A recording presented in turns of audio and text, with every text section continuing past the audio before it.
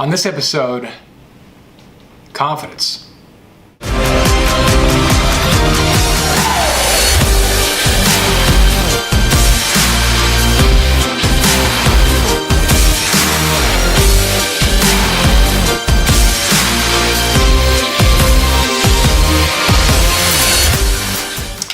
Hey everybody, this is the Quarter Show.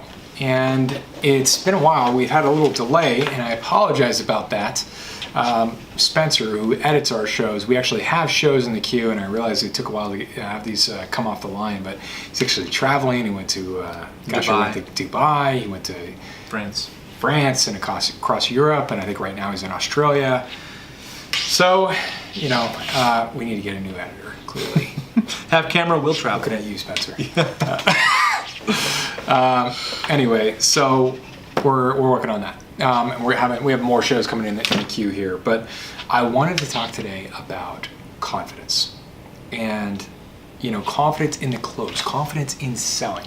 I put so much stock when I'm selling any person, and by the way, selling communication, selling just giving. And I want to talk about that in another episode, but you just have to care, and you have to try and help, and you have to try and solve a problem. That's really selling, right? But a big part of selling is this thing that goes on in a human being's mind, and they're concerned, right? They're not sure entirely. They have doubt, they have concerns, they have skittishness, they have back off, they have, I don't know, I've been burned before, and they have things that they do.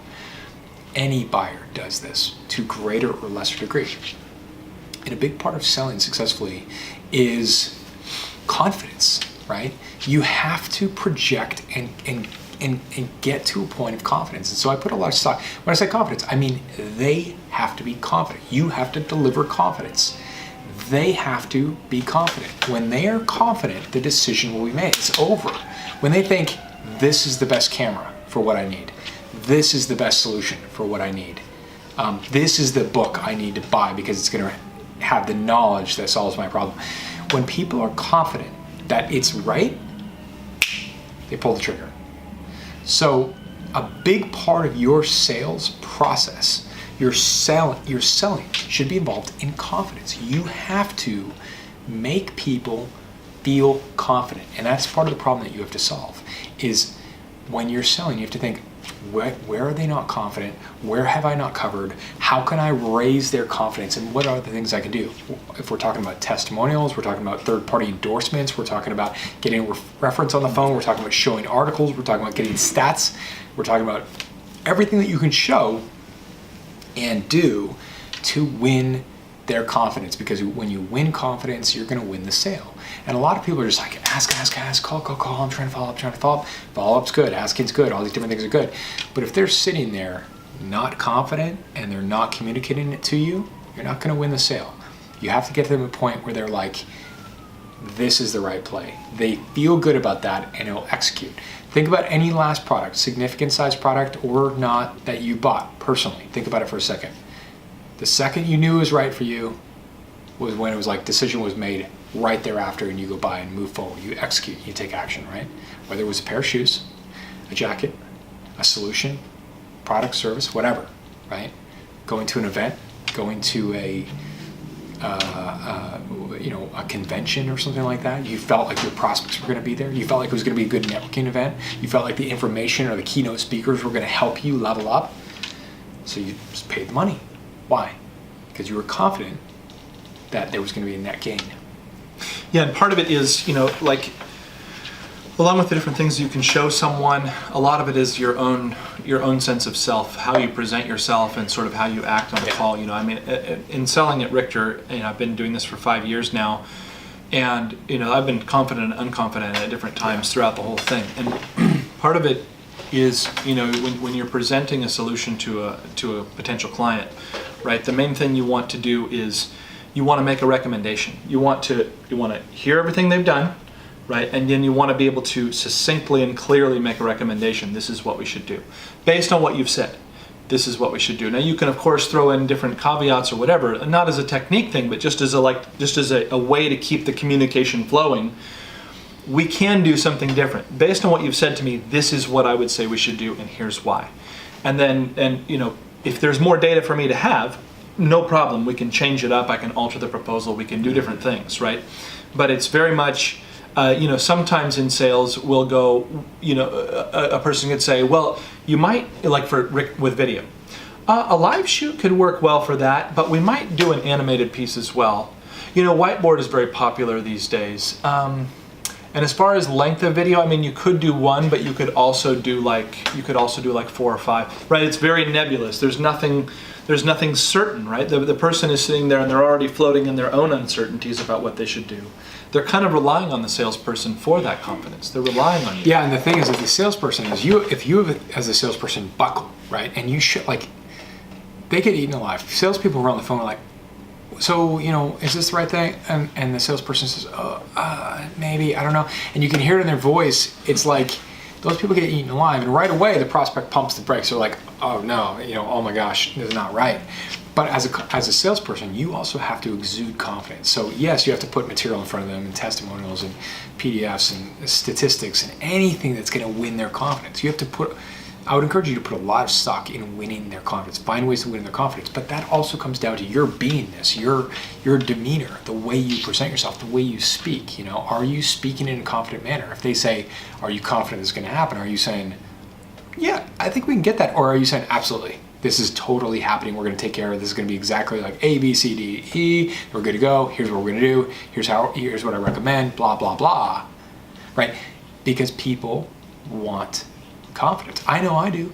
When I'm buying from somebody, if that person is assertive and confident, I feel good about it. I'm like, this person is a pro. They know what they're doing. If somebody's like, and a little skittish, little have some trepidation, it freaks me out as the buyer. It's like, okay, I don't want to deal with this person. Yeah, and even if you do have to, even if you aren't certain about something, still, in the very specific example Robert gave, where the prospect asks for something and you don't know the answer, so you could kind of go, well, instead you go, here's what I'm going to do. I'm going to go, that sounds like a good idea to me. I'm going to go find out and make sure we can do that, and then I'm going to call you back in 10 minutes. Does that sound good? Right? You're just like, this is what's going to happen next. Yeah. I'm going to go establish that. I'm going to call you back, and we're going to talk. If I can make that happen, are we good? There you go. Well, yeah. Okay. There's a close. Okay, good. Oh, yeah, good. Yeah, let me go check. I'll go reply. Yeah. Whatever. Assertive, confidence, whatever. Yeah. They need to feel like they can be confident. They're in good hands. You're going to service them. You're going to take care of them. Right. You're the right player. You're the right solution. You're the right product. All those different things. Confidence is incredibly important related to closing, right? Related to getting the deal done. And a lot of deals will hang up and like, oh, they're not calling me back. Oh, they haven't emailed me back. Why? It's not closing. Why? They're not confident. They're not confident. Possibly because you're not confident. Possibly because you haven't won their confidence. Look at your own confidence. Are you confident? Number one. Are you coming across as confident? Number one. Number two, have you campaigned for their confidence? Have you campaigned to win their confidence? Right? What have you sent them? Did you send them a video? Have you sent them a third-party endorsement? Have you sent them a testimonial? Have you given them written testimonials? Did you put one of your customers on the phone with them? Did you put statistics in front of them? Did you put PDFs in front of them? Did you find out what their trepidation is so you can handle that and make them convert that trepidation into confidence? Have you done all those different things that wins their confidence? Have you campaigned for their confidence? And are you personally confident? Are you putting forth your confidence and they can feel confident that you are going to take care of them and that they're in good hands, right? That's where you win sales. I spend a lot of time making sure that I win confidence because as a buyer, I invest in people that I feel confident in, right? When you look at the show Shark Tank, I don't watch it, but I watched something the other day with Barbara, and she was saying that it was an interview with her on Inc. magazine or something like that, or maybe Fast Company, but she was talking about how she doesn't invest in products or services. She invests in people. Mm-hmm. She's like, I don't invest. I don't care. I honestly don't really care.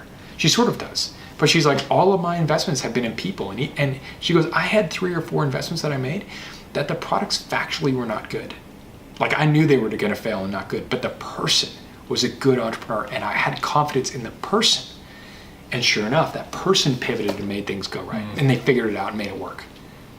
She had confidence in the person, not the product. Mm-hmm. It didn't need to be in the product, right? So the people invest in you, and they invest based off confidence, right? And so, super critical point that I put a lot of emphasis in, and you should make sure that, especially as you go through the sales sequence, right? You're getting toward the end, you're getting through selling and handling. Selling and handling is really where it comes in. Selling and handling, asking, closing, and logistics. Confidence needs to be super high. Handle every confidence point with them. Make sure that you're coming across confident. Make sure that that is handled, and the deals will close. The deals will close as long as you've won their confidence and you're coming across conveying a confident demeanor that they feel good about. Okay? Hope that helps. Hope you enjoy the show, and make sure to subscribe there and hit the like button there if you did like the show, and share it on social. If you have any questions, ask it in the comments, okay? Thanks all.